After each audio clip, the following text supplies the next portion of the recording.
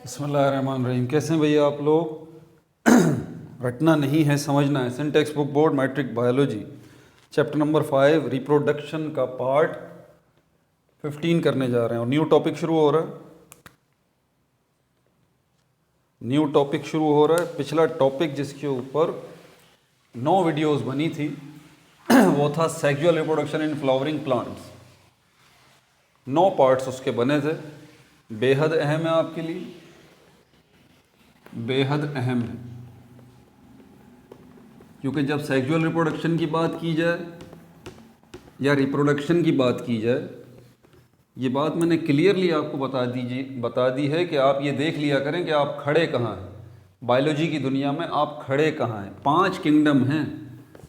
5 kingdom के अंदर हमने सारे के सारे लिविंग थिंग्स को डिवाइड कर दिया है। चाहे वो लिविंग थिंग्स आपको नज़र आते हैं अपनी आँख से या आपको अपनी आँख से नज़र नहीं आते, उन सब को हमने 5 ग्रुप्स में, 5 किंगडम्स में डिवाइड कर दिया है। तो जब सेक्सुअल रिप्रोडक्शन की बात की जा रही हो या रिप्रोडक्शन की बात की जा रही हो या एसेक्सुअल रिप्रोडक्शन की बात की जा रही हो, तो ज़रा एनालिसिस कर लिया करें सबसे पहले कि आप किस किंगडम में खड़े हैं। आप किंगडम प्रोकैरियोटा के अंदर, जिसमें बैक्टीरिया, साइनोबैक्टीरिया होते हैं, इनकी रिप्रोडक्शन की बात कर रहे हैं, सेक्सुअल रिप्रोडक्शन या एसेक्सुअल रिप्रोडक्शन, या उसके बाद जो दूसरा किंगडम आता है किंगडम प्रोटोक्टिस्टा, आप उसके अंदर सेक्सुअल या एसेक्सुअल रिप्रोडक्शन की बात कर रहे हैं, जिसमें जो है हमारे पास यूनिसेलुलर फंजाई आ जाती है।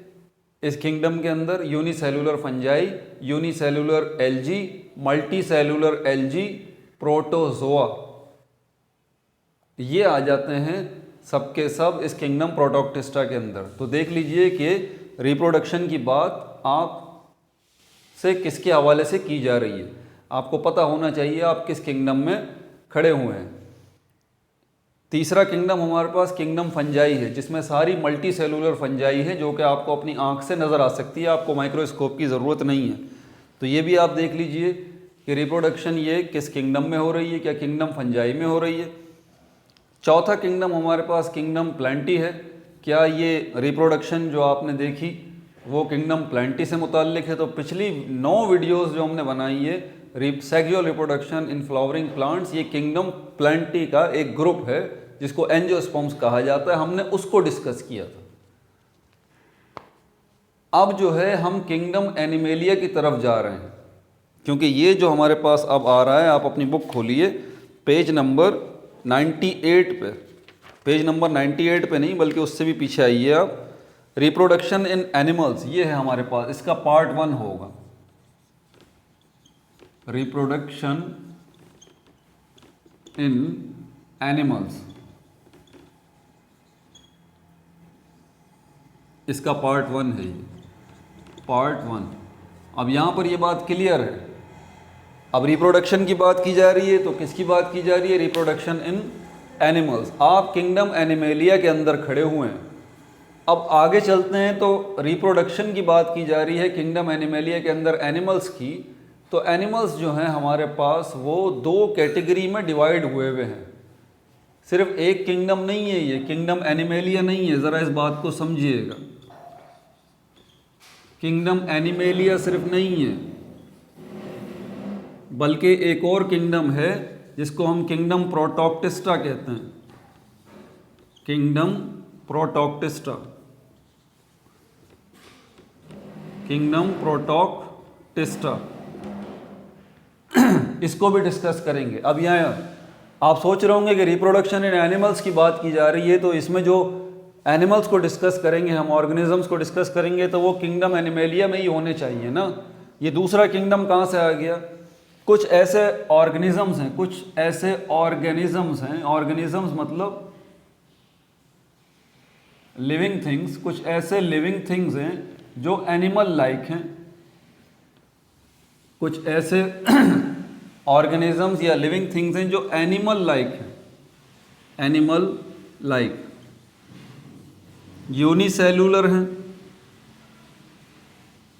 एक सेल वाले हैं, और उन सारे ऑर्गेनिजम्स को जो कि एनिमल लाइक हैं और यूनिसेलुलर हैं, उनको उठा के हमने एक ग्रुप में डाल दिया है, उस ग्रुप को कहा जाता है प्रोटोजोआ। प्रोटोजोआ ये वो ग्रुप है। प्रोटोजोआ किंगडम नहीं है, किंगडम के अंदर मौजूद एक ग्रुप है। अब ये प्रोटोजोआ जो एक ग्रुप है और इसके अंदर हमारे पास एनिमल लाइक यूनिसेलुलर ऑर्गेनिजम्स हैं, तो ये ग्रुप किस में आता है? क्या ये प्रोकैरियोटा में आता है? नहीं। क्या ये एनिमेलिया में आता है? नहीं। क्या ये किंगडम फंजाई में आता है? नहीं। क्या ये किंगडम प्लांटी में आता है? नहीं। ये प्रोटोजोआ जो ग्रुप है ये किंगडम प्रोटोक्टिस्टा में आता है, क्योंकि ये एनिमल लाइक हैं, सारे के सारे एनिमल्स जैसे हैं, इसीलिए हम इनको भी स्टडी करेंगे इसी रिप्रोडक्शन इन एनिमल्स वाले टॉपिक में। क्लियर हो गई ये बात? इसीलिए हम इनको रिप्रोडक्शन इन एनिमल्स वाले टॉपिक में डिस्कस करेंगे।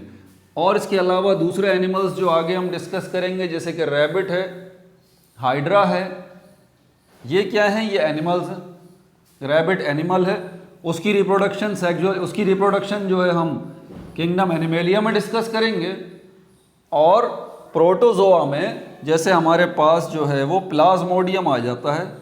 प्लाज्मोडियम मलेरिया से कौन वाकिफ़ नहीं है? मेरे ख्याल में ये तो नामुमकिन बात होगी कि अगर आप में से कोई बच्चा जो ये वीडियो देख रहा है उसको मलेरिया बीमारी का पता ना हो और ये ना पता हो कि मलेरिया जो है वो मच्छर के काटने से फैलती है। तो मच्छर के काटने से ये बीमारी जो हो जाती है जिसको मलेरिया कहते हैं, जिसमें शदीद बुखार हो जाता है, तो ये मलेरिया क्या था आखिर? मच्छर के काटने से। मच्छर तो नॉर्मली काटते हैं, आपको भी, हमें भी, सबको ही, लेकिन हर एक को तो जो है वो मलेरिया नहीं होता। तो इसका मतलब ये हुआ कि कुछ ख़ास किस्म के मच्छर हैं या फिर कुछ मच्छर जो हैं वो ख़ास बन चुके हैं। वजह उनके अंदर, उनके ब्लड में नहीं बल्कि उनके सलीवा में, उनके लुआब में, उनके थूक में एक यूनिसेलुलर एनिमल लाइक ऑर्गेनिज्म मौजूद है उन मॉस्किटोज़ के सलीवा में, उनके थूक में।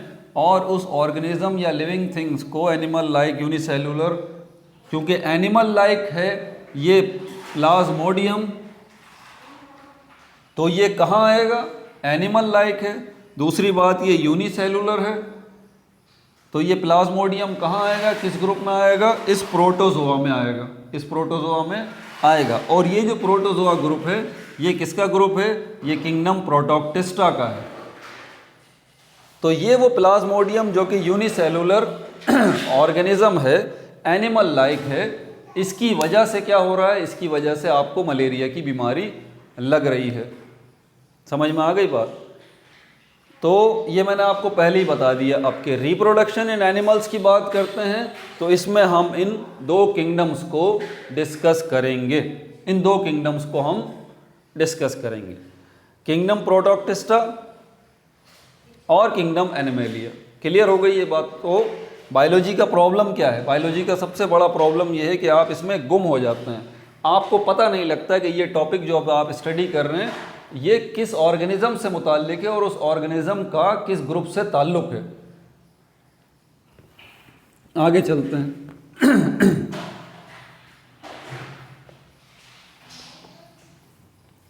अब आपकी बुक की तरफ चलते हैं। हमारे पास रिप्रोडक्शन दो तरह की होती है, ये बात मैंने पहले भी बताई थी। रिप्रोडक्शन हमारे पास दो तरह की होती है। एक होती है एसेक्सुअल रिप्रोडक्शन, दूसरी होती है हमारे पास सेक्सुअल रिप्रोडक्शन। आपको पता है कि सेक्सुअल रिप्रोडक्शन वो होती है जिसमें सेक्सेस इन्वॉल्व होते हैं, गैमेट्स इन्वॉल्व होते हैं, या फिर आसान लफ्ज़ों में मेल फीमेल का चक्कर होता है, या और आसान लफ्ज़ों में स्पर्म एंड ओव्यूम,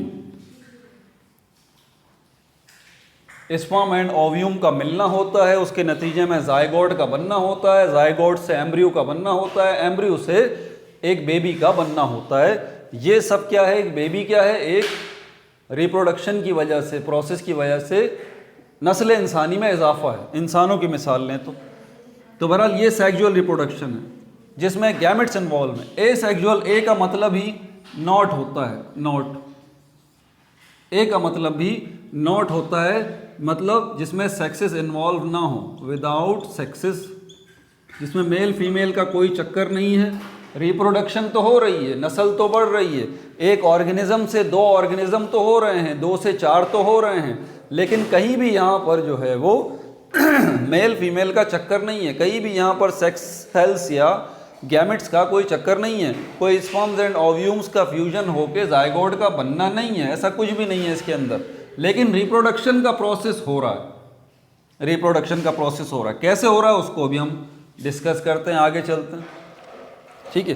तो ये जो अभी हम देख रहे हैं, हम किस चीज़ को डिस्कस कर रहे हैं? क्या हम सेक्सुअल रिप्रोडक्शन इन एनिमल्स को देख रहे हैं? नहीं, हम एसेक्सुअल रिप्रोडक्शन को डिस्कस कर रहे हैं। क्या एनिमल्स के अंदर? नहीं, एनिमल्स के अंदर भी और एनिमल लाइक ऑर्गेनिजम्स में भी। बार बार बता रहा हूं, इन 2 अल्फाजों को जहन में बिठा लीजिए। एसेक्सुअल रिप्रोडक्शन में हम किस किस को डिस्कस करेंगे? अभी हम एनिमल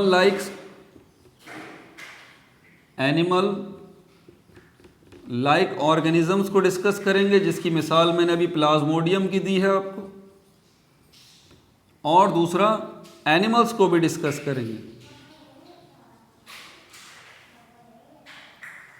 एनिमल लाइक ऑर्गेनिजम्स जो प्लाज्मोडियम है, जो कि प्रोटोजोआ ग्रुप से ताल्लुक़ रखता है, इसको समझने का बड़ा आसान सा तरीका है कि ये जो एनिमल लाइक ऑर्गेनिजम्स हैं प्रोटोजोआ वाले, जिसमें प्लाज्मोडियम आ जाता है ये, और अमीबा भी इसमें आता है प्रोटोजोआ में, तो ये एनिमल लाइक ऑर्गेनिजम्स में जिसको प्रोटोजोआ कह रहा हूँ, इसमें अमीबा है और प्लाज्मोडियम है। इसको याद रखने का बड़ा आसान सा तरीका कि ये यूनिसेलुलर है। क्या है ये? यूनिसेलुलर है, एक सेल वाले हैं, इनकी पूरी बॉडी सिर्फ एक सेल है। यूनिसेलुलर मतलब इनकी पूरी body just 1 cell, just 1 cell, एक सेल इनका पूरा वजूद है। और एक सेल आपको पता है, एक सेल बहुत छोटा होता है, वो आपको अपनी आंख से नज़र नहीं आता। मतलब ये प्लाज्मोडियम या ये अमीबा या ये इसी तरह के और जो एनिमल लाइक ऑर्गेनिजम्स हैं, जो प्रोटोजोआज हैं, ये आपको अपनी आंख से नज़र नहीं आ सकते, ये आपको माइक्रोस्कोप से नज़र आ सकते हैं। इसी मुनासबत से इनको कहा जाता है माइक्रोस्कोपिक। क्या कहा जाता है इनको? माइक्रोस्कोपिक। तो इनको याद रखना बड़ा आसान है। अब एनिमल्स की बात करते हैं, तो एनिमल्स जो हैं ये माइक्रोस्कोपिक नहीं है, ये अब इसका उलट कर लें, एनिमल्स जो हैं माइक्रोस्कोपिक नहीं है, इनको देखने के लिए आपको माइक्रोस्कोप की ज़रूरत नहीं है। एनिमल्स जो हैं वो यूनिसेलुलर भी नहीं है, एनिमल्स जो है वो एक सेल रखने वाला कोई नहीं है, बल्कि एनिमल्स जो हैं वो मल्टी सेलुलर हैं, एक सेल से ज़्यादा पे मुश्तमिल इनकी बॉडी है। मल्टी सेलुलर, मल्टी वर्ड का मतलब ही होता है मैनी, बहुत सारे। मल्टी वर्ड का मतलब ही क्या होता है? मैनी, बहुत सारे। जैसे कि अगर आप मेरी बात करें तो मैं क्या हूँ? मैं मल्टी सेलुलर हूँ। आप क्या हैं? आप भी मल्टी सेलुलर हैं। हम, आपकी और मेरी बॉडी पूरी जो है वो बहुत सारे सेल्स का मजमुआ है। अब ज़रा एक टेक्निकल बात यहाँ पर समझिएगा। जब मैं कह रहा हूँ कि मैं पूरा का पूरा सेल्स से मिल के बना हूँ, तो इसका मतलब मेरी आँखें भी सेल्स से मिल के बनी हैं, मेरी नाक भी, मेरे बाल भी, मेरे हाथ भी, मेरी हड्डियाँ भी, मेरी पूरी बॉडी का एक एक ऑर्गन, एक एक टिश्यू, एक एक हिस्सा सेल्स से मिलके बना है। सेल्स की 2 टाइप्स जो हैं उनको ज़रा समझ लीजिएगा। एक होते हैं लिविंग सेल, एक वो सेल है जिसमें लाइफ है, दूसरा वो सेल है जो कि डेड है, एक वो सेल है जिसमें ज़िंदगी है, दूसरा वो सेल है जो कि मुर्दा हो चुका है। अब ये बात यहाँ बताने की सर मकसद क्या है? मकसद आपको बताने का सिर्फ इतना है, जैसे कि मैं अगर ज़िंदा आपको नज़र आ रहा हूँ, तो ये बात तय है कि उसकी वजह क्या है कि मेरी पूरी बॉडी के जो सेल्स हैं वो ज़िंदा हैं, सब में ज़िंदगी मौजूद है। इस बात को ज़रा समझिए, मैं ज़िंदा हूँ ना, मेरे पास लाइफ है, मेरे पास ज़िंदगी है। उसकी वजह क्या है? इसकी वजह ये है कि मेरी बॉडी के जितने सेल हैं सब के सब में ज़िंदगी मौजूद है, सब के सब अलाइव हैं, अलाइव, अलाइव। अब सपोज करें मेरी बॉडी से अगर एक सेल अलग हो जाता है, उसके बाद पता है क्या होगा? वो जो सेल जो मेरी बॉडी से अलग हुआ उसका इंतकाल हो जाएगा, वो डेड हो जाएगा, वो मर जाएगा। मेरे सेल्स को ज़िंदा रहने के लिए इनको आपस में एक साथ रहना ज़रूरी है। लेकिन अगर हम प्लाज्मोडियम की बात करते हैं, एनिमल लाइक ऑर्गेनिजम्स की बात करते हैं, सारे प्रोटोजोआ जो और भी हैं अमीबा और प्लाज्मोडियम के अलावा, अगर इनकी बात करते हैं तो ये तो है ही एक सेल, अकेला सेल जो अपनी ज़िंदगी गुजार रहा है, अकेला सेल जिसके अंदर ज़िंदगी मौजूद है, अकेला सेल जो जिसके अंदर सारे प्रोसेस हो रहे हैं मुख्तलिफ तरीके से, जैसे कि सांस का लेना, खाना पीना, रिप्रोड्यूस होना। यही तो ज़िंदगी की अलामात हैं ना, इसी को लाइफ कहते हैं ना। खाना पीना, रिप्रोड्यूस होना, बच्चे पैदा करना, अपनी नस्ल बढ़ाना, क्या यही सब कुछ नहीं होता? ग्रोथ होना, छोटे से बड़ा हो जाना, क्या यही सब कुछ नहीं होता? यही सब कुछ होता है एक सेल के लेवल पर, सब कुछ होता है। जिस तरह आपको खाने की नीड है, पानी की नीड है, रिप्रोड्यूस करने की नीड है, मैटिंग की नीड है, इसी तरह वो एक अकेला सेल जो है, जो अमीबा है, या दूसरा कौन सा हमारे पास प्लाज्मोडियम है, ये प्रोटोजोआ, इनको भी बिल्कुल इसी तरह इन सारी चीज़ों की ज़रूरत है। लेकिन जिस तरह हम अपनी ज़रूरत पूरी करते हैं वैसे नहीं है, ज़रूरत तो पूरी होगी लेकिन ज़रा दूसरे तरीके से। बात समझ आ गई? तो यहाँ पर अभी हम किस चीज़ को डिस्कस कर रहे हैं? एसेक्सुअल रिप्रोडक्शन में एनिमल लाइक ऑर्गेनिजम्स को और एनिमल्स को, यानी कि किंगडम कौन कौन से आ गए एनिमल लाइक ऑर्गेनिजम्स में? Kingdom Protoctista. कौन से एनिमल्स में कौन सा किंगडम आ गया? Kingdom animalia. देखें दोनों किंगडम यहाँ पर आ चुके हैं।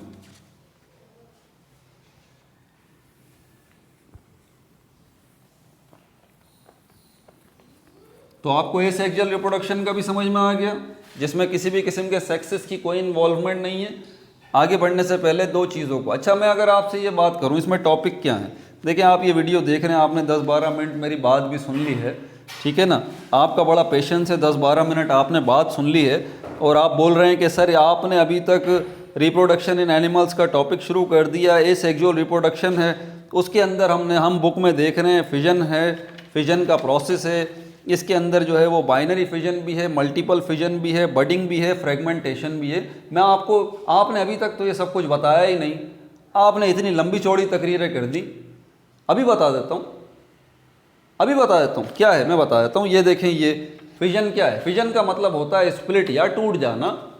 एक एनिमल जो है वो अपनी बॉडी, वो एक यूनिसेलुलर जो ऑर्गेनिज्म है, वो क्या है, एक सेल वाला जो ऑर्गेनिज्म है, उसकी बॉडी दो हिस्सों में टूट जाती है। अब दो हिस्सों में टूट जाने के बाद उसकी बॉडी जो है उसका, क्योंकि यूनिसेलुलर है, एक ही सेल पे मुश्तमिल है, तो उसके बाद क्या होगा, उसकी बॉडी जो दो हिस्सों में टूट गई, ये दो हिस्सों में टूटने के बाद भी उनमें ज़िंदगी मौजूद है। ये दो हिस्सों में टूटना ये फिजन कहलाता है। और फिजन की हमारे पास दो टाइप्स होती हैं, बाइनरी फिजन और मल्टीपल फिजन। बाइनरी फिजन के अंदर बाय का मतलब होता है टू, ये जो है वो सेल दो हिस्सों में टूट जाता है।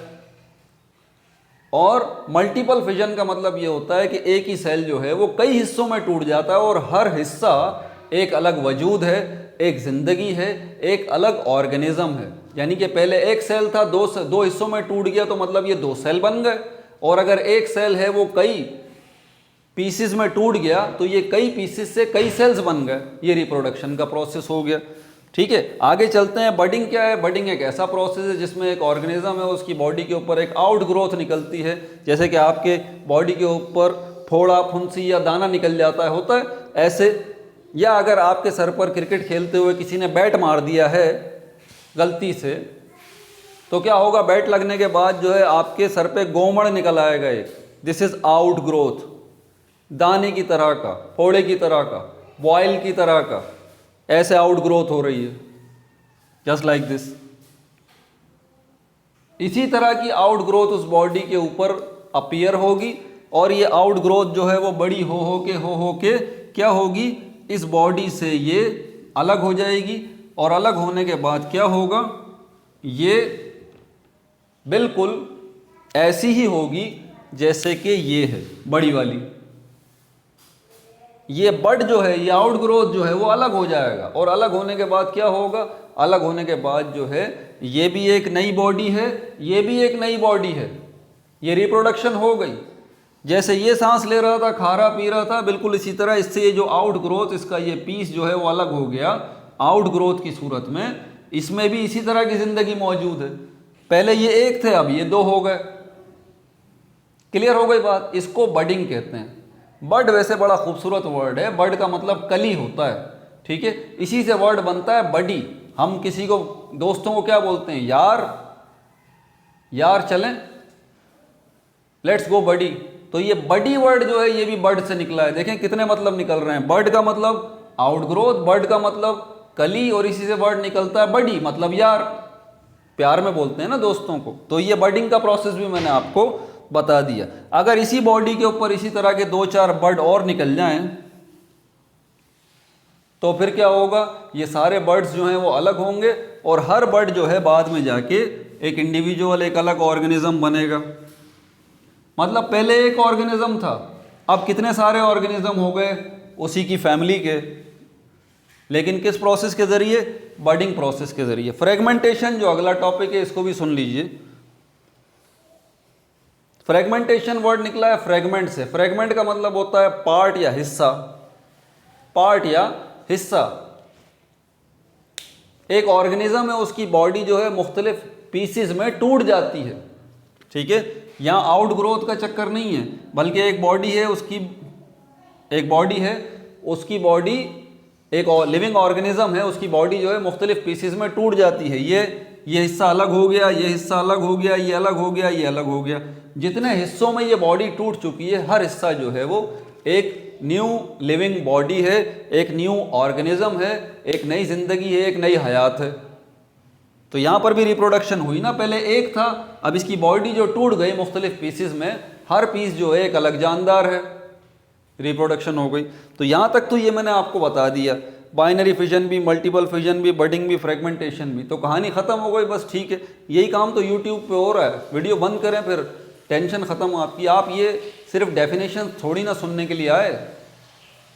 अगर आप अब भी मेरी ये वीडियो देख रहे हैं तो इसका मतलब आप जानना चाहते हैं कि सर ये तो बातें यूट्यूब पे भरी पड़ी हैं, आप इससे आगे चलिए, ऐसा कुछ बताएं, तभी तो आप ये वीडियो देख रहे हैं, इतना टाइम आपने लगाया है। आगे सुन लीजिए फिर ज़रा, अगर आपके अंदर पेशेंस है तो फिर आपको दो चीज़ें क्लियरली समझनी पड़ेंगी। एक तो सेल का स्ट्रक्चर क्या होता है, सेल, ये जो सेल हम बार बार कह रहे हैं बड़ी बेसिक चीज़ है, इसके बारे में आपको पता होना चाहिए। दूसरी बात, आपको इस चीज़ का पता होना चाहिए सेल डिवीज़न, और सेल डिवीज़न के अंदर जो है वो एक प्रोसेस है जिसको माइटोसिस कहते हैं। ये दो चीज़ें अगर क्विकली आपके जहन में नहीं हैं तो फिर आपको प्रॉब्लम होगी। बात तो समझ में आ जाएगी, जैसे बहुत सारे बच्चे हैं, इनको ये बात अभी समझ में आ गई मेरी, मुझे पता है इस बात का, binary fission, multiple fission, budding का, फ्रेगमेंटेशन, इतने कोई मुश्किल टॉपिक थोड़ी है, बड़े आसान है, समझ में आ गई बात सर। लेकिन यहाँ पर ये सेल और सेल डिवीज़न जिसके अंदर माइटोसिस हो रहा है, समझ में तो आ गई, लेकिन ऐसी समझ का क्या फ़ायदा जो कि आपको एंट्री टेस्ट क्वालिफाई ना करवा सके, जो आपको CSS के एग्ज़ाम में हेल्प ना दे, जो आपको दूसरे गवर्नमेंट के एग्ज़ाम्स में हेल्प ना दे। ऐसी समझ का, ऐसी अंडरस्टैंडिंग का क्या फ़ायदा। इसीलिए थोरो कॉन्सेप्ट जो है आप गेन करें।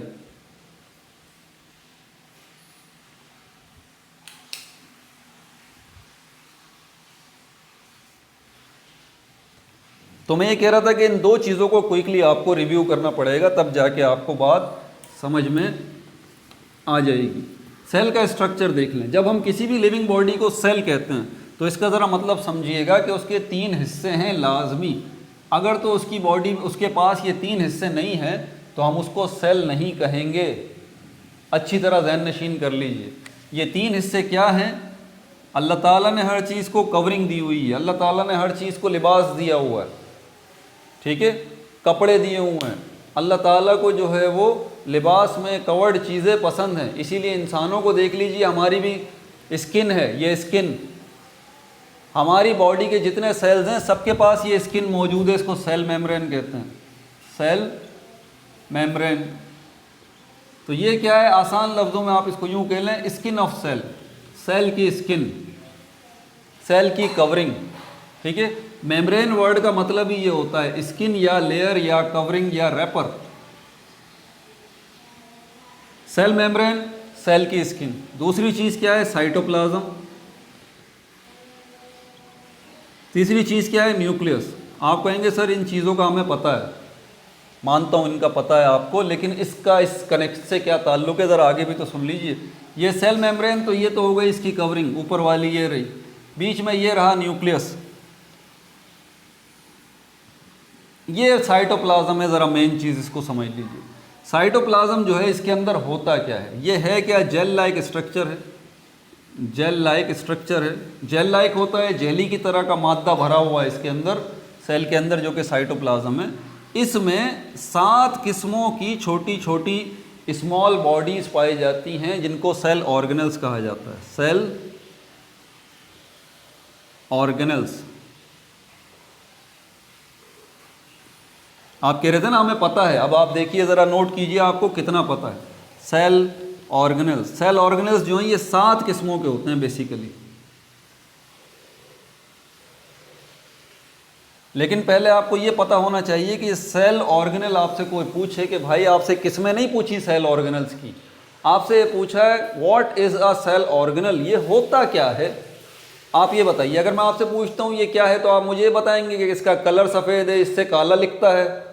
नहीं भाई, ये मेरा सवाल ही नहीं है, ये मेरा सवाल ही। मैंने पूछा ये क्या है, आप बता दीजिए, ये मार्कर है।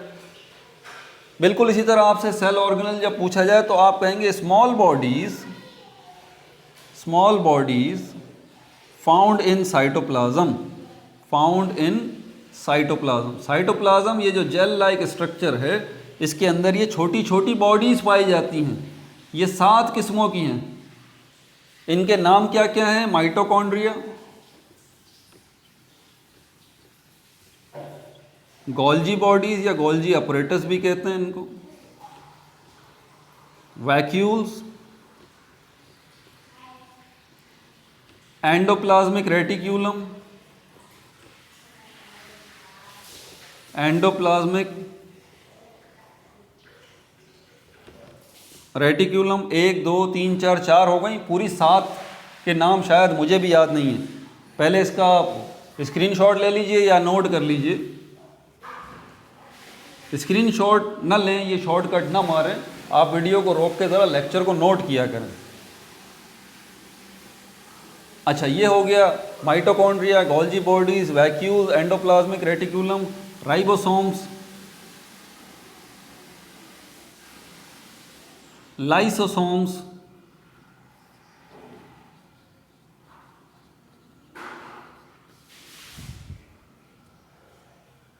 प्लास्टिड्स,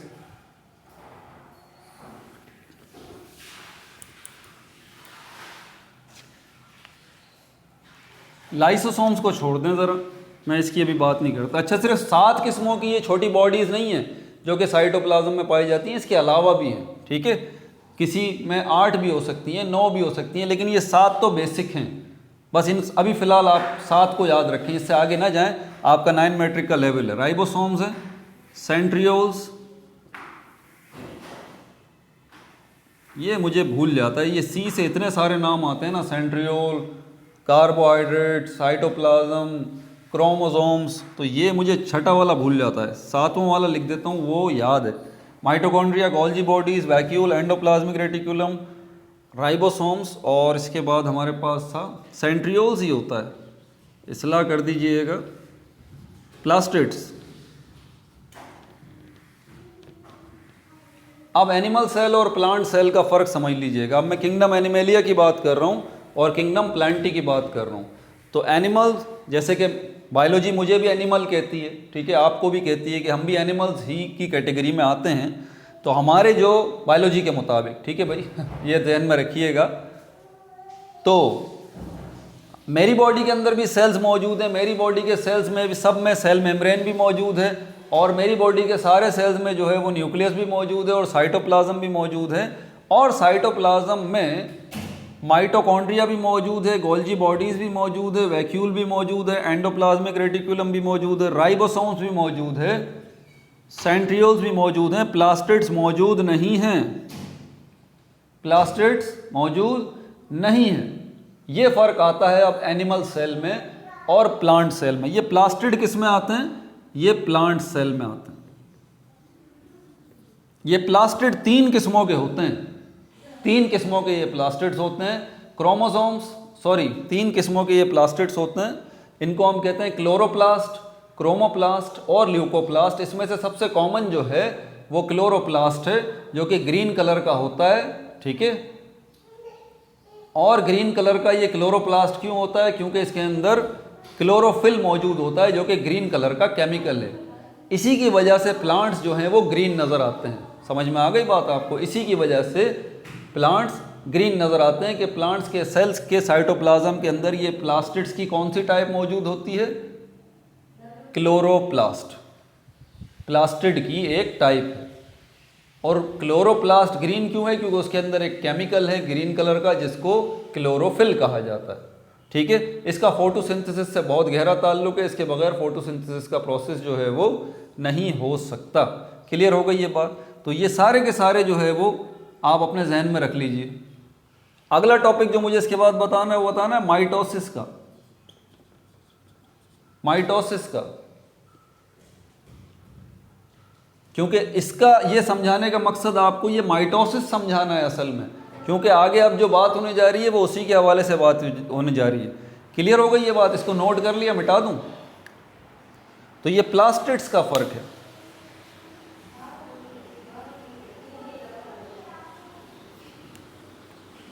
अब ज़रा आप न्यूक्लियस को भी देख लीजिए। पता है ये बुनियादी चीज़ों का समझना आपके लिए बेहद ज़रूरी है। न्यूक्लियस को देख लीजिए। ये जो गोल सी बॉडी आपको नज़र आ रही है इसको न्यूक्लियस कहते हैं। सेल क्या शुरू में इसी साइज़ का था जब ये बना था? नहीं, ऐसी बात नहीं है। शुरू में ये इस साइज़ का था, और शुरू में जब ये बना था तो ये छोटा सा था।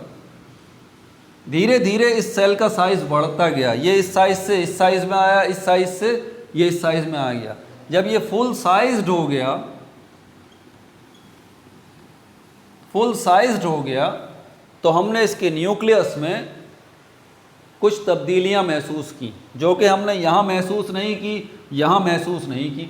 यहाँ पर जो न्यूक्लियस था इसमें और यहाँ पे जो न्यूक्लियस था इसमें, छोटे साइज़ के सेल्स में ऐसा सेल जो कि अभी ग्रो हो रहा है, इसके न्यूक्लियस में क्या मौजूद था? जेनेटिक मटेरियल,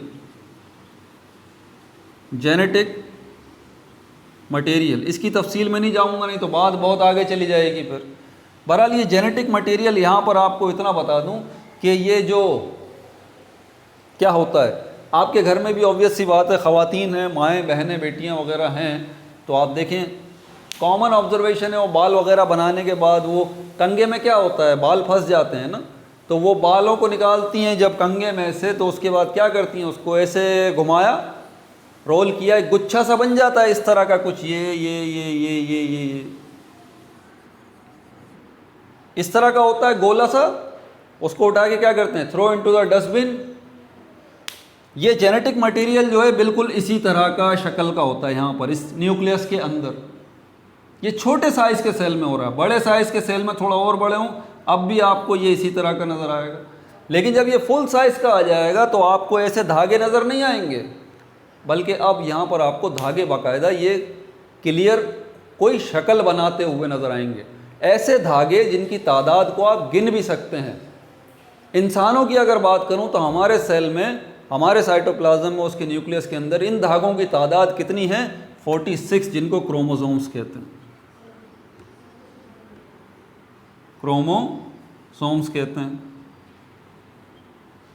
तो ये जो 46 क्रोमोसोम्स है क्लियरली आपको बाकायदा नज़र आएंगे, आप इनको गिनती कर सकते हैं। ये 46 क्रोमोसोम्स जो हैं ऐसे अलग अलग नहीं होंगे, बल्कि ये पेयर की शक्ल में होते हैं। खैर ये पेयरिंग तो बाद में होती है, अभी इस बात को छोड़ें।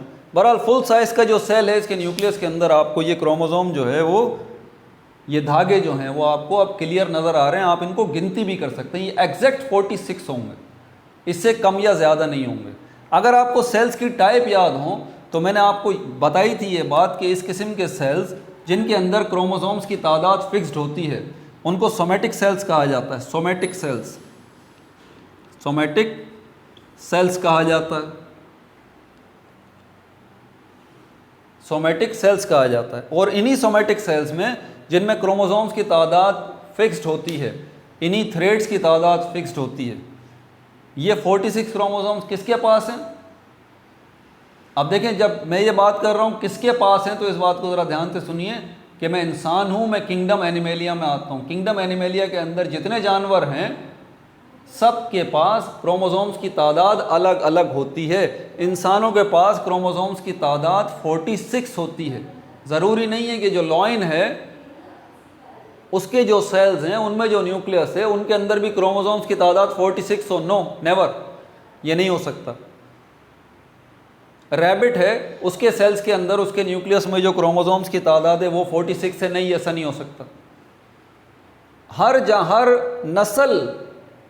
हर नस्ल के पास उसका एक ख़ास क्रोमोसोम्स की तादाद होती है, वो चेंज नहीं हो सकती, वही उसकी पहचान है। 46 क्रोमोसोम्स किस में पाए जाते हैं? सिर्फ इंसानों के सेल्स के न्यूक्लियस में, ये बात याद रखिएगा। लेकिन ये तादाद आधी हो जाती है जब ये सेल जो है वो, इसमें सेल डिवीज़न का प्रोसेस होता है, लेकिन कौन सा वाला? जिसमें तादाद आधी होकर 46 से 23 हो जाती है। उस प्रोसेस को हम क्या कहते हैं? मीओसिस, मीआईओसिस। इसकी स्पेलिंग याद रखना थोड़ा सा मुश्किल है, तो मैंने ऐसे याद रखी थी, मैंने मी कर दिया था, आयोसिस ऐसे याद रख लें, मीआईओसिस। तो ये मियोसिस की जो है वो अभी भी हो सकता है स्पेलिंग सही नहीं हो, भाई अगर गलती हो गई तो माफ़ कर दीजिएगा, ठीक है। तो ये मिस्टेक हो सकती है इसमें। बहरहाल तो ये मियोसिस का प्रोसेस वो सेल डिवीज़न का है जिसमें जब सेल डिवाइड होता है, एक सेल से 2 बनते हैं, 2 से 4 बनते हैं, तो उन 4 सेल्स के अंदर क्रोमोसोम्स की तादाद आधी हो जाती है। 23 का सिस्टम बन जाता है हर सेल के अंदर। लेकिन ये हमारा टारगेट नहीं है, पिछली वीडियो में डिस्कस कर चुके हैं। माइटोसिस की बात करते हैं। सेल के स्ट्रक्चर को समझे बगैर माइटोसिस समझ में नहीं आएगा। माइटोसिस समझ में नहीं आएगा तो फिर आगे आपको जो बडिंग है, जो फिजन है, जो फ्रेगमेंटेशन है, उसका कोर कॉन्सेप्ट आपको समझ में नहीं आएगा। समझ आ रही है बात आपको? अब ज़रा ये माइटोसिस के प्रोसेस को आपने समझना है, इन सारी चीज़ों को जहन में रख के। 1 मिनट के अंदर ये मैं समझा दूंगा आपको।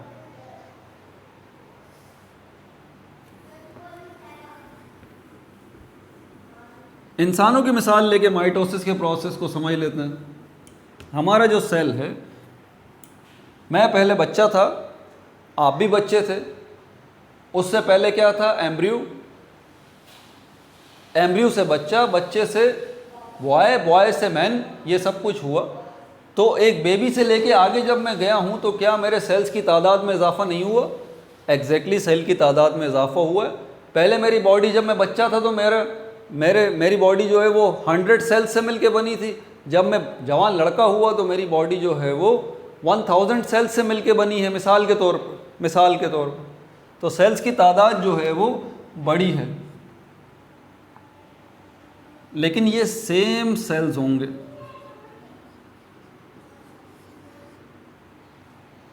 एग्जैक्ट कॉपी, इसको ज़रा समझिएगा। एग्जैक्ट कॉपी, ये एक सेल से 2 सेल जो बनेंगे माइटोसिस की मदद से एक सेल से जो 2 सेल बनेंगे, ये 2 सेल इस सेल की, इसको पेरेंट सेल कहते हैं, पेरेंट सेल की एग्जैक्ट कॉपी होगी। ज़रा इस बात को समझिएगा। एग्जैक्ट कॉपी, बाल बराबर भी फर्क नहीं होगा। अब इस सेल को देखिए, मैंने कहा था ना कि सेल के स्ट्रक्चर को समझना ज़रूरी है। इस सेल में क्या साइटोप्लाज्म नहीं है? बिल्कुल है। क्या साइटोप्लाज्म के अंदर माइटोकॉन्ड्रिया नहीं है? बिल्कुल है। क्या राइबोसोम्स, वैक्यूल्स, एंडोप्लाज्मिक रेटिक्यूलम, क्या ये नहीं है? बिल्कुल है। इसके अंदर ये 6-7 किस्मों के सेल ऑर्गेनल्स यहाँ पर मौजूद हैं।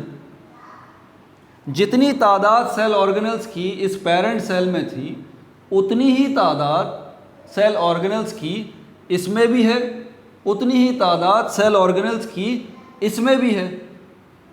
आप ज़रा बात को समझिएगा, मैं क्या समझाना चाह रहा हूँ। मैं कह रहा हूँ एग्जैक्ट कॉपी। एग्जैक्ट कॉपी का मतलब जो कुछ इसके अंदर है वही सब कुछ इनके अंदर होगा। ये कैसे मुमकिन है? ये ऐसे मुमकिन है जब इसके अंदर लगी हुई होगी एक फोटोकॉपी मशीन। ऐसी फोटोकॉपी मशीन जो इस साइटोप्लाज्म के अंदर जो सेल ऑर्गेनेल है ना, माइटोकॉन्ड्रिया, उसकी एक कॉपी बनाई, वैक्यूल है उसकी एक कॉपी बनाई, जितने राइबोसोम्स हैं उनकी एक एक कॉपी बना दी, जितने एंडोप्लाज्मिक रेटिक्यूलम है उनकी भी एक एक कॉपी बना दी। और एग्जैक्टली अगर न्यूक्लियस के अंदर हम देखें जिसमें 46 क्रोमोसोम हैं, तो वही उसी फोटोकॉपी मशीन के ज़रिए इन क्रोमोसोम्स की भी एक और कॉपी बना ली।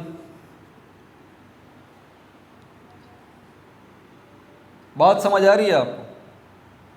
अच्छा, कुछ बच्चे समझ रहे होंगे कि ये एक सेल से ये दो सेल जो बने हैं, अब ज़रा इसको भी समझिएगा। एक सेल से ये जो दो सेल बने हैं, तो इसका मतलब ये हुआ कि ये ओरिजिनल सेल अपनी जगह पर ही मौजूद है और इससे ये दो सेल बन रहे हैं। मतलब जैसे बकरी बच्चे देती है ना, इस तरह से ये सेल भी जो है वो बच्चे दे रहा है। ऐसी बात नहीं है भाई, ये सेल बच्चे नहीं दे रहा, बल्कि ये सेल अपना वजूद ख़त्म करेगा, दो हिस्सों में टूट जाएगा, जस्ट लाइक दिस।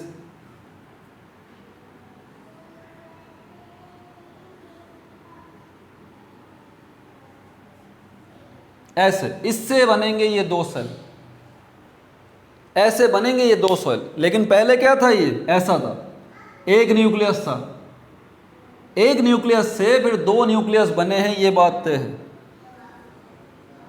एक न्यूक्लियस से दो न्यूक्लियस बने हैं, ये बात तय है। और एक साइटोप्लाज्म से दो साइटोप्लाज्म बने हैं, ये बात तय है। और आप खुद मुझे ज़रा सोच के बताइए कि जब एक न्यूक्लियस से दो न्यूक्लियस बनेंगे और तादाद भी इस वाले न्यूक्लियस में भी 46 क्रोमोसोम हैं, इस वाले में भी 46 क्रोमोसोम हैं, तो यार ये कैसे मुमकिन है कि ओरिजिनल वाले में भी 46 क्रोमोसोम है, बाकी इनमें भी 46? ये मुमकिन नहीं है।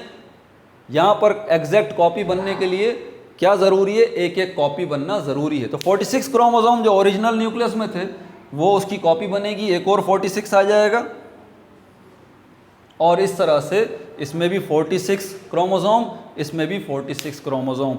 इसके साइटोप्लाज्म में तादाद जितनी माइटोकॉन्ड्रिया की थी उतने ही माइटोकॉन्ड्रिया और बनेंगे, उतने ही वैक्यूल्स और बनेंगे, उतने ही एंडोप्लाज्मिक रेटिक्यूलम और बनेंगे, और ये दो दो कॉपियों के सेट जो है दोनों सेल्स में चले जाएंगे। जब ये हो जाएगा तब जाके ये अलग होके दो नए सेल बना लेंगे।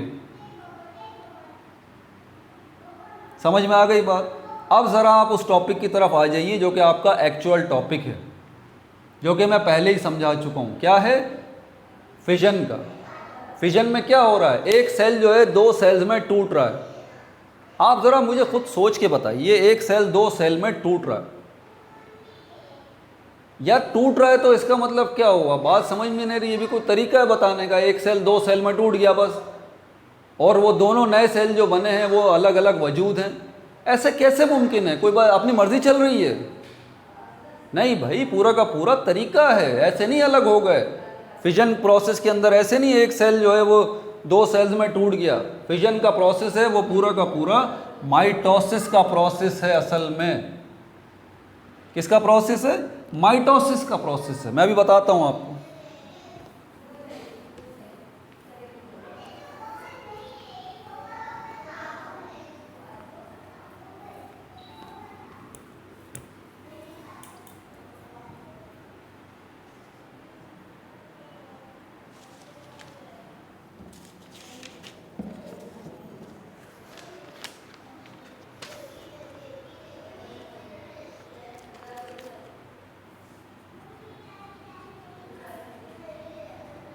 फिजन क्या है? इसके अंदर हमारे पास splitting of cell into two और many cells, splitting of cell into two और मैनी सेल्स, ये नोट्स बनाते रहें आप लोग साथ साथ, ठीक है भाई। इसमें हमारे पास टाइप्स आ जाती हैं, फिर 2 टाइप्स हैं। Binary, binary means 2, binary fission, और मल्टीपल फिजन।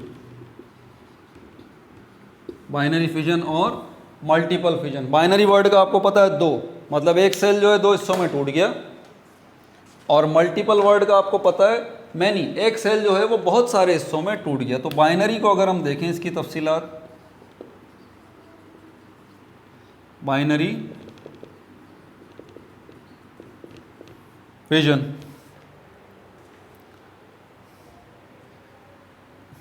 किस में इन्वॉल्व है ये? प्रोटोजोआ,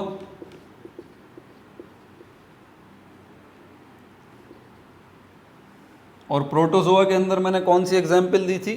एग्जाम्पल कौन सी दी थी? प्लाज्मोडियम की।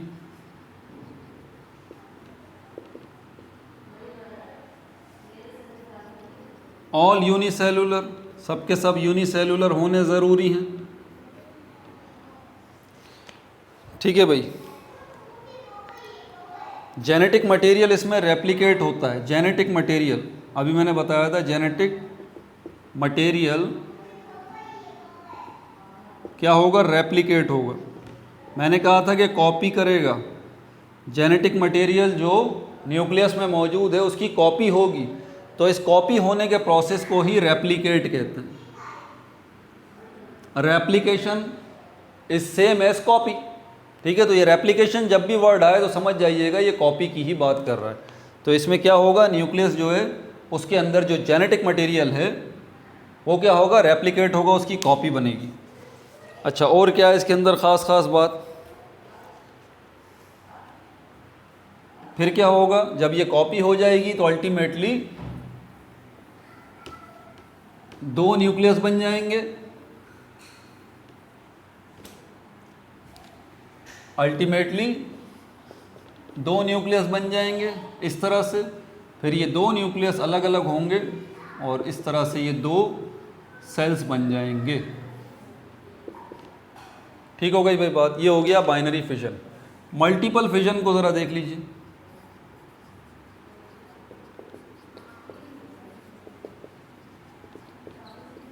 मल्टीपल फिजन, इसमें हमारे पास एक न्यूक्लियस है, एक सेल है, उसके अंदर एक न्यूक्लियस है। एक न्यूक्लियस से यहाँ ये जो 2 न्यूक्लियस बने, याद है मैंने अभी क्या बताया? माइटोसिस का प्रोसेस हो रहा है, ये माइटोसिस का प्रोसेस हो रहा है एग्जैक्टली, ठीक है। तो यहाँ पर भी माइटोसिस का प्रोसेस होगा, लेकिन एक दफ़ा नहीं। यहाँ पर तो एक ही दफ़ा कॉपी हुई है ना, यहाँ पर कई दफ़ा कॉपी होगी, कई दफ़ा कॉपी होगी। एक जो न्यूक्लियस है वो कई दफ़ा, पहले ये एक न्यूक्लियस से 2 न्यूक्लियस बनेंगे, 2 न्यूक्लियस से फिर 4 न्यूक्लियस बन जाएंगे, 4 न्यूक्लियस से फिर 8 न्यूक्लियस बन जाएंगे, और उसके बाद ये सब जो है इनसे ये अलग अलग होंगे अपने। और सिर्फ ये नहीं होगा, बार बार बता रहा हूँ, सिर्फ ये नहीं होगा, ये मत भूलिएगा कि इनके साइटोप्लाज्म जो है उसकी भी उसी हिसाब से, साइटोप्लाज्मिक ऑर्गेनेल्स की भी तादाद उसी हिसाब से बढ़ती चली जाएगी, उनकी भी उसी हिसाब से कॉपी होगी। अगर एक न्यूक्लियस, एक कॉपी बनेगी न्यूक्लियस की, उसी वक्त यहाँ पर साइटोप्लाज्मिक ऑर्गेनेल्स जो हैं उनका भी एक सेट कॉपी बन के तैयार हो जाएगा। अगर 4 न्यूक्लियस की कॉपीज बन जाएंगी तो ऑटोमेटिकली साइटोप्लाज्म के अंदर जितने सेल ऑर्गेनेल्स हैं उनकी 4 कॉपियाँ बन जाएंगी। और बिल्कुल इसी तरह यहाँ साइटोप्लाज्म के अंदर मौजूद साइटोप्लाज्मिक ऑर्गेनेल्स की 8 कॉपियाँ बन जाएंगी। अब मुझे बताइए, आप सेल का स्ट्रक्चर आपको ना समझाता और माइटोसिस का प्रोसेस थोड़ा सा ना समझाता तो क्या आपको अभी ये मेरी बात समझ आती?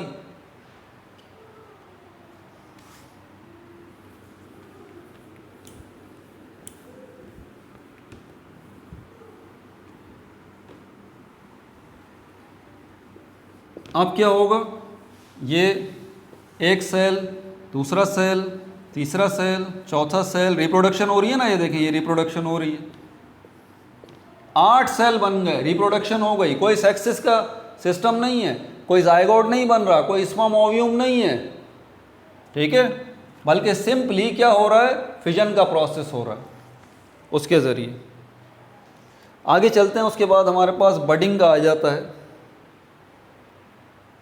बडिंग मैं ऑलरेडी समझा चुका हूँ, ठीक है। लेकिन याद रहे कि ये जो बड है इसको, अब ये जो अभी तक हम बात करते रहें, ये यूनिसेलुलर ऑर्गेनिजम्स की है, बड़ी अहम बात बता रहा हूँ, इसको भूलिएगा मत, गड़बड़ नहीं करनी। यूनिसेलुलर ऑर्गेनिजम्स की बात कर रहे हैं हम बाइनरी और मल्टीपल फिशन के अंदर। बडिंग जो है इसमें यूनिसेलुलर ऑर्गेनिजम्स नहीं हैं, मल्टी सेलुलर ऑर्गेनिजम्स हैं। जो हमने फिजन का प्रोसेस देखा था उसमें हमने कौन से किंगडम को डिस्कस किया था? प्रोटोक्टिस्टा को। उसके अंदर कौन से ग्रुप को डिस्कस किया था? प्रोटोजोआ को। अब कौन से किंगडम को डिस्कस करेंगे? किंगडम एनिमेलिया को। और उसके अंदर किंगडम एनिमेलिया में सारे मल्टी सेलुलर हैं, मल्टी सेलुलर हैं, एक से ज़्यादा सेल्स वाले हैं, ये बात मत भूलिएगा।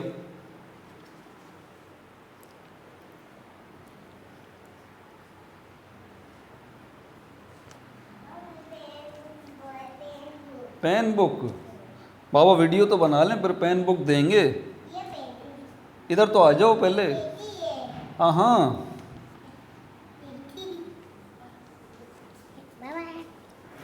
ओए होए होए होए, पेन बुक चाहिए। बाबा वीडियो तो बना लें। माय डॉटर हिजाब रज़ा, चलो जाओ मामा के पास जाओ, पेन बुक लो जाके, गो। ठीक है भाई, तो ये बात याद रखिएगा कि आप जो बडिंग का प्रोसेस देख रहे हैं इसमें आप मल्टी सेलुलर देख रहे हैं। बडिंग का जो प्रोसेस है इसमें आप मल्टी सेलुलर देख रहे हैं और किंगडम एनिमेलिया को देख रहे हैं। और किंगडम एनिमेलिया के अंदर जो है वो आप कौन से ऑर्गेनिज्म को देखेंगे इसका मैं बता देता हूँ। ये है हमारे पास एग्जाम्पल इसकी हाइड्रा की है। हाइड्रा, इसमें क्या हो रहा है? बडिंग के प्रोसेस के अंदर आउट ग्रोथ हो रही है, पता है आपको ये बात, आउट ग्रोथ हो रही है। वन और मैनी, एक आउट ग्रोथ भी हो सकती है, वन और many out growth, many out growth. एक आउट ग्रोथ भी हो सकती है, एक से ज़्यादा आउट ग्रोथ भी हो सकती है। जैसे कि ये,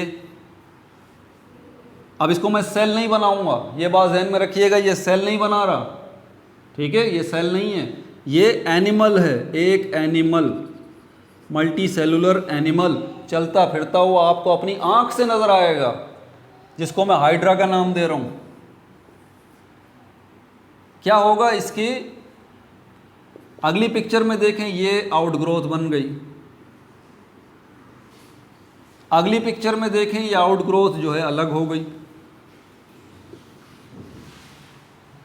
दो हाइड्रा हो गए, दो हाइड्रा हो गए। इसी तरह अब हम देखें, ये एक आउट ग्रोथ की वजह से दो हाइड्रा हो गए। अब अगर मैं कई आउट ग्रोथ निकालता हूं, इसकी कई आउट ग्रोथ निकालता हूं इस तरह से, ये एक ये यहाँ से आउट ग्रोथ निकल रही है, एक यहाँ से आउट ग्रोथ निकल रही है, एक यहाँ से आउट ग्रोथ निकल रही है, तीन आउट ग्रोथ निकाल दी। तीन की तीन आउट ग्रोथ ये अलग हो जाएंगी, टूट जाएंगी, तो कितने हाइड्रा बन जाएंगे? एक, दो, तीन, चार, चार हाइड्रा हो गए। एक तो ओरिजिनल हो गया और दूसरा ये चार इसके साथ ये हाइड्रा हो गए। तो इस तरह से हाइड्रा की तादाद बढ़ती जाएगी। अब ज़रा दो बातों को ज़हन नशीन कर लें आप लोग। एक है रीजेनरेशन का, रीजेनरेशन, रीजेनरेशन वर्ड निकला है, रीजेनरेशन,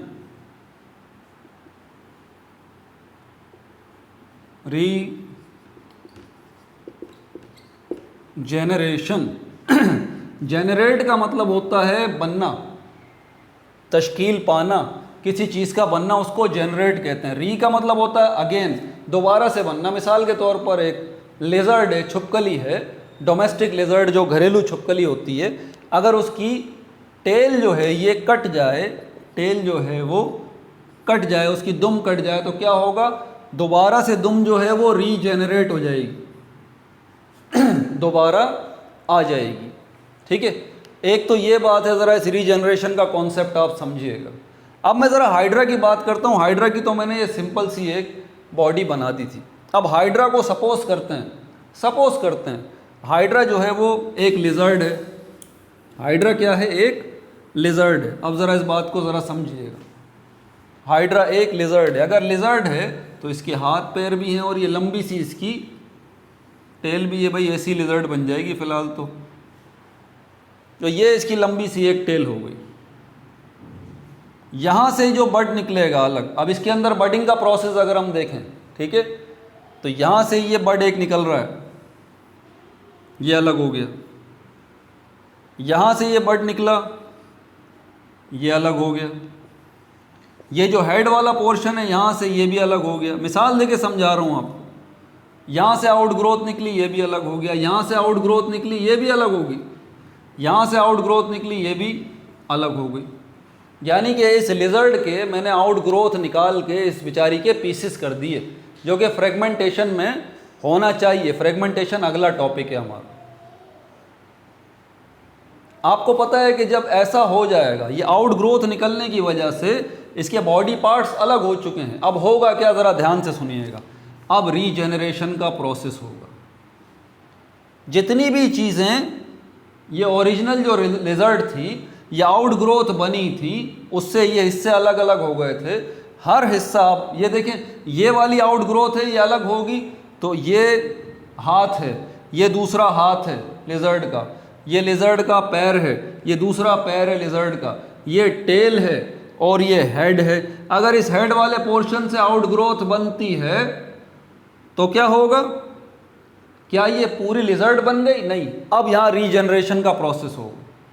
अब यहाँ रीजनरेशन का प्रोसेस होगा। ये जो हेड है अब ये रीजनरेट करेगा, ये दोबारा से अपने दोनों हाथ बनाएगा, दोनों पैर बनाएगा, टेल बनाएगा, ये सारी की सारी चीज़ें इसकी रीजनरेट होके उसके बाद ये छोटी सी एक दोबारा से क्या बन जाएगी, लिजर्ड बन जाएगी। एग्जैक्टली ये जितने पार्ट्स हैं आउट ग्रोथ की वजह से जो बने हैं, आउट ग्रोथ की वजह से जो बने, बर्ड की वजह से जो बने, सब अपने अपने लॉस्ट पार्ट को दोबारा रीजनरेट करके हासिल कर लेंगे। ये बात हो गई रीजनरेशन की और बडिंग की। लेकिन यहाँ पर जो टेक्निकल नुक्ता है उसको भी ज़रा समझ लीजिए कि अगर ये हेड था, पहले हेड ने अपने गुमशुदा हिस्सों को दोबारा हासिल किया, दोबारा बनाया, हाथ दोबारा बने, पैर दोबारा बने और टेल भी दोबारा बनी, तो मुझे बताइए क्या ये बग़ैर सेल्स के मिलने से ये हिस्से बन सकते हैं? नहीं बन सकते। एग्जैक्टली अगर इस हेड को अपने दोनों हाथ बनाने हैं तो सेल्स बहुत सारे चाहिए, अगर दोनों पैर बनाने हैं तो सेल्स बहुत सारे चाहिए, और दोबारा से टेल बनानी है तो सेल्स बहुत सारे चाहिए। और बहुत सारे सेल्स तो जब भी मिल सकते हैं जब सेल डिवीज़न का प्रोसेस हो, जिसको हम क्या कहें, कौन सा सेल डिवीज़न का प्रोसेस होगा यहाँ पर? यहाँ होगा माइटोसिस का। माइटोसिस का प्रोसेस होगा और सेल्स की तादाद में इजाफा होगा। अब चलें फ्रेगमेंटेशन की तरफ। फ्रेगमेंटेशन के अंदर भी एग्जैक्टली ऐसा ही हो रहा है। फ्रेगमेंटेशन में भी एग्जैक्टली ऐसा हो रहा है। इसी की एग्जांपल ले लेते हैं कि पूरी की पूरी बॉडी जो है, इसमें कोई आउट ग्रोथ नहीं बन रही, बल्कि पूरी की पूरी बॉडी के मुख्तलिफ हिस्से बन गए, हाथ अलग, पैर अलग, सर अलग, दुम अलग, और उसके बाद हर हिस्सा जो है अपने खोए हुए हिस्सों को दोबारा रीजनरेट करेगा और एक नया इंडिविजुअल जो है वो बन जाएगा। अपना बहुत ज़्यादा ख्याल रखिएगा। इंशाल्लाह अगला जो हमारा टॉपिक है वो है सेक्सुअल रिप्रोडक्शन इन एनिमल्स। हमने asexual reproduction in animals को डिस्कस किया है, asexual reproduction in animal like organisms को डिस्कस किया है। अब हम सेक्सुअल रिप्रोडक्शन को डिस्कस करेंगे। ये हमारा नेक्स्ट टॉपिक है, पेज नंबर 98, 99, और इसमें रैबिट की एग्जाम्पल है। ठीक है, अपना बहुत ज़्यादा ख्याल रखिएगा। No like, no subscribe, only share.